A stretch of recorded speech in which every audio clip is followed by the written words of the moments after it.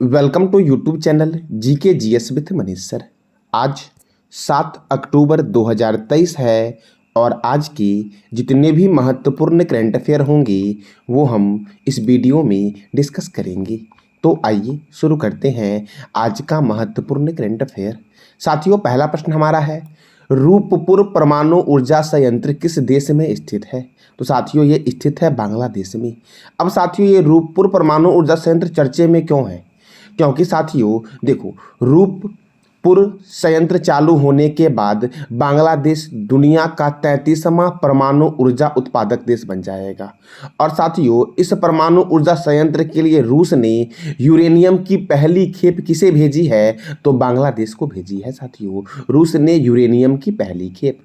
अब बांग्लादेश, तो देखो, बांग्लादेश की कैपिटल है ढाका, बांग्लादेश की करेंसी है बांग्लादेशी टका, बांग्लादेश के प्रेसिडेंट हैं मोहम्मद शहाबुद्दीन, बांग्लादेश के प्रेसिडेंट हैं मोहम्मद शहाबुद्दीन और बांग्लादेश के प्राइम मिनिस्टर कौन है? शेख हसीना। संप्रीति थल सैनिक अभ्यास साथियों भारत और बांग्लादेश के बीच होता है। साथियों, 2-3 सैनिक अभ्यास और भी एग्जाम के पॉइंट ऑफ व्यू से इंपॉर्टेंट है, जैसे कि आपका सूर्य किरण सैन्य अभ्यास, ये भारत और नेपाल के बीच होता है। हैंड इन हैंड सैन्य अभ्यास, ये भारत और चीन के बीच होता है। साथियों, बंगबंधु नेशनल स्टेडियम ढाका में है और बांग्लादेश के संसद का नाम क्या है? जातीय संसद। साथियों, क्या नाम है? जातीय संसद। साथियों, इस वीडियो का पीडीएफ आपको टेलीग्राम पे मिलेगा और उसका लिंक वीडियो के डिस्क्रिप्शन बॉक्स में है, तो साथियों वहां से आप ज्वाइन कर लेना टेलीग्राम चैनल। साथियों, अगला प्रश्न हमारा है, हाल ही में किस राज्य ने घोषणा किया है कि सरकारी नौकरी में महिलाओं को 35% आरक्षण दी जाएगी? तो साथियों, मध्य प्रदेश ने यह घोषणा किया है कि सरकारी नौकरी में महिलाओं को 35% आरक्षण दी जाएगी। साथियों देखो, मध्य प्रदेश ने किया है साथियों ये। तो देखो, मध्य प्रदेश से आपके एग्जाम के पॉइंट ऑफ व्यू से क्या क्या महत्वपूर्ण प्रश्न बनते हैं? तो मध्य प्रदेश की राजधानी है भोपाल और भोपाल में है राजा भोज अंतर्राष्ट्रीय हवाई अड्डा। मध्य प्रदेश के गवर्नर हैं मंगू भाई छगन भाई पटेल। मध्य प्रदेश के चीफ मिनिस्टर हैं शिवराज सिंह चौहान। साथियों, मध्य प्रदेश में राज्यसभा 11 है और लोकसभा कितना है? 29 है। साथियों, किस राज्य में राज्यसभा 11 है और लोकसभा 26 है? ये बताना है कमेंट बॉक्स में आपको। साथियों, राज्यसभा 11 और लोकसभा 26, ये किस राज्य में है? राज्यसभा 11 और लोकसभा 29 मध्य प्रदेश में है और मैंने पूछा है राज्यसभा 11 और लोकसभा 26, ये किस राज्य में है? साथियों, कान्हा किसली नेशनल पार्क, माधव राष्ट्रीय उद्यान, ये कहाँ पर है? तो मध्य प्रदेश में है।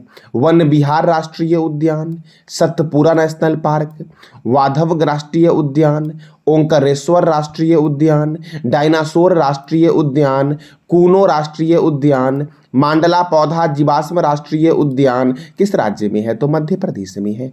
पन्ना बाघ रिजर्व, पेंच बाघ रिजर्व, संजय डुबरी बाघ रिजर्व कहाँ है? मध्य प्रदेश में। साथियों, सांची का स्तूप जो है ये मध्य प्रदेश में है। सांची का स्तूप, आपको बताना है कि सांची का स्तूप कौन से रिवर के किनारे है? साथियों, भीम बेटिका की गुफा मध्य प्रदेश में है। लोकरंग त्योहार मनाया जाता है मध्य प्रदेश में। उज्जैन है शिप्रा रिवर के किनारे और जबलपुर है नर्मदा नदी के किनारे। साथियों, अगला प्रश्न हमारा है, कंदरिया महादेव मंदिर खुजराहो में है और इसका निर्माण करता है चंदेल राजा।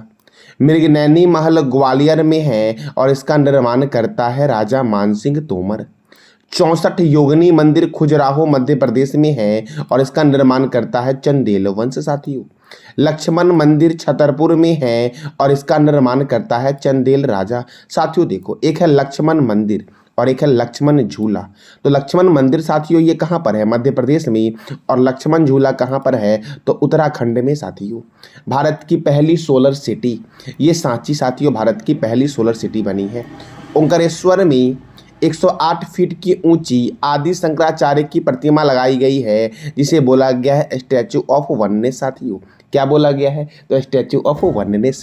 साथियों, अगला प्रश्न हमारा है, हाल ही में किस राज्य के याक चुरपी को जीआई टैग दिया गया है? देखो, जीआई टैग अर्थात होता है जियोग्राफिकल आइडेंटिफिकेशन। साथियों, और ये साथियों अरुणाचल प्रदेश के याक चुरपी को दिया गया है जीआई टैग। साथियों देखो, दूध से तैयार प्राकृतिक रूप से किण्वन पनीर को हाल ही में प्रतिष्ठित भौगोलिक संकेत दिया गया है। साथियों, अब देखो, अरुणाचल प्रदेश साथियों, तो अरुणाचल प्रदेश की राजधानी क्या है? ईटानगर। अरुणाचल प्रदेश के गवर्नर हैं कैवल्य त्रिविक्रम पटनायक। अरुणाचल प्रदेश के चीफ मिनिस्टर है पेमा खांडू। यहाँ पे राज्यसभा 1 है और लोकसभा कितना है साथियों? 2 है। पखोई वन्यजीव अभ्यारण्य, नामदफा बाघ रिजर्व, कमलांग बाघ रिजर्व, मौलिंग राष्ट्रीय उद्यान, दिवांग वन्यजीव अभ्यारण्य साथियों, दिवांग घाटी वन्यजीव अभ्यारण्य, टैली घाटी वन्यजीव अभ्यारण्य साथियों कहाँ है? तो अरुणाचल प्रदेश में। तेजू हवाई अड्डा, पासीघाट हवाई अड्डा अरुणाचल प्रदेश में है। दीक्षा जल विद्युत परियोजना फुदंग नदी पर है अरुणाचल प्रदेश में। अरुणाचल प्रदेश में ब्रह्मपुत्र नदी को सियांग नदी के नाम से जानते हैं। सबसे पहले सूर्य उदय कहाँ होता है? अरुणाचल प्रदेश में साथियों। अरुणाचल प्रदेश का प्राचीन नाम क्या है? नेफा। साथियों आपको बताना है कमेंट बॉक्स में कि कामरूप साथियों किस राज्य का प्राचीन नाम है, ये बताना है कमेंट बॉक्स में आपको। अगला प्रश्न हमारा है, हाल ही में सीआरपीएफ महिला बाइक रैली यशस्विनी का आयोजन कहाँ किया गया है? साथियों मेघालय में किया गया है। सीआरपीएफ महिला बाइक रैली यशस्विनी का आयोजन साथियों अब यह मेघालय में किया गया है साथियों। तो साथियों मेघालय में जो किया गया है साथियों, देखो तो सीआरपीएफ का साथियों, सीआरपीएफ का फुल फॉर्म क्या होगा? Central reserve police force. इसका हेडक्वार्टर है नई दिल्ली में।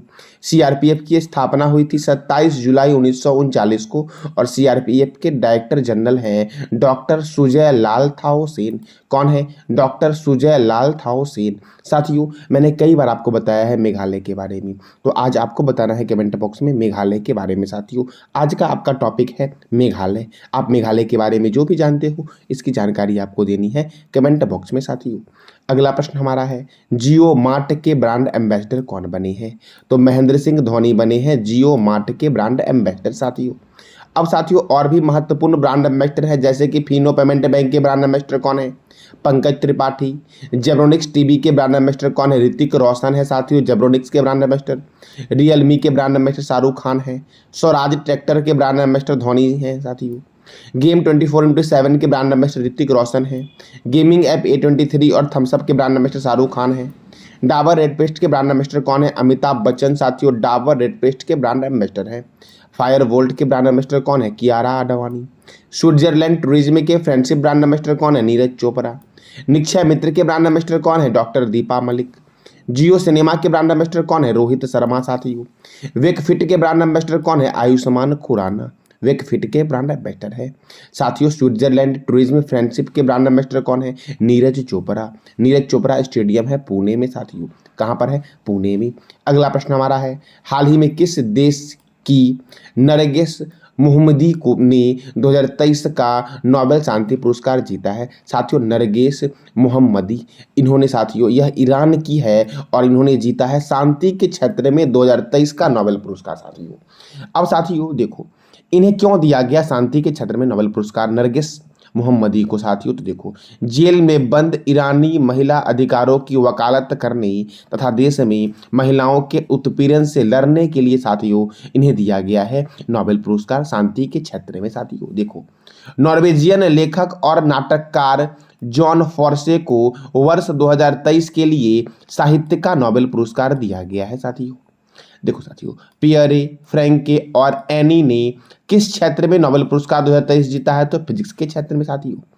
कैटालीन कारिको और ड्रू विसमैन को चिकित्सा के क्षेत्र में 2023 का नोबेल पुरस्कार दिया जाएगा। मौगी जी को, वावेडी को, लुइस ई ब्रस साथियों देखो मौगी जी, वावेडी को, लुइस ई ब्रस और अलेक्सी आई एकिमोव को किस क्षेत्र में दिया जाएगा 2023 का नोबेल पुरस्कार? तो केमिस्ट्री के क्षेत्र में दिया जाएगा साथियों। देखो साथियों नोबेल पुरस्कार, तो नोबेल पुरस्कार स्वीडिश वैज्ञानिक अल्फ्रेड नोबेल की याद में 1901 से दिया जा रहा है साथियों। अल्फ्रेड नोबेल की याद में दिया जाता है। तो अल्फ्रेड नोबेल की मृत्यु कब हुई थी? 10 दिसंबर 1896 को हुई थी और इनका जन्म हुआ था 21 अक्टूबर 1833 को स्वीडन के स्टॉकहोम शहर में साथियों। देखो अल्फ्रेड नोबेल ने डायनामाइट की खोज की थी, तो कई बार पूछा गया है इन्होंने डायनामाइट की खोज कब की? तो 1867 में अल्फ्रेड नोबेल ने डायनामाइट की खोज की साथियों। देखो स्वीडिश के लोगों को 1896 में इसकी मृत्यु के बाद इस पुरस्कार के बारे में पता चला। पुरस्कार की राशि कितनी है? 7 मिलियन स्वीडिश क्रोनर साथियों। देखो साथियों नोबेल पुरस्कार दिया जाता है 6 क्षेत्रों में। मेडिसिन में, फिजिक्स में, केमिस्ट्री में, पीस में, लिटरेचर में, और साथियों 6 वाला जो लास्ट में जुड़ा था अर्थात 1969 में जुड़ा था वो है इकोनॉमिक्स। तो देखो अर्थशास्त्र का नोबेल पहली बार 1969 में प्रदान किया गया था और अर्थशास्त्र के नोबेल को नोबेल स्मृति पुरस्कार के नाम से जानते हैं साथियों। देखो शांति के लिए जो नोबेल पुरस्कार मिलता है ना, ये मिलता है ओस्लो में, बाकी सभी मिलता है स्टॉकहोम में साथियों। देखो नोबेल पुरस्कार विजेता भारतीय और भारतीय मूल के व्यक्ति कौन कौन से हैं, तो साथियों सबसे पहले वो कौन भारतीय थे जिनको दिया गया था नोबेल पुरस्कार, तो वो थे रविंद्रनाथ टैगोर जी, जिनको साहित्य के क्षेत्र में 1913 में दिया गया था। साथियों डॉक्टर सीवी रमन को भौतिक के क्षेत्र में 1930 में दिया गया था।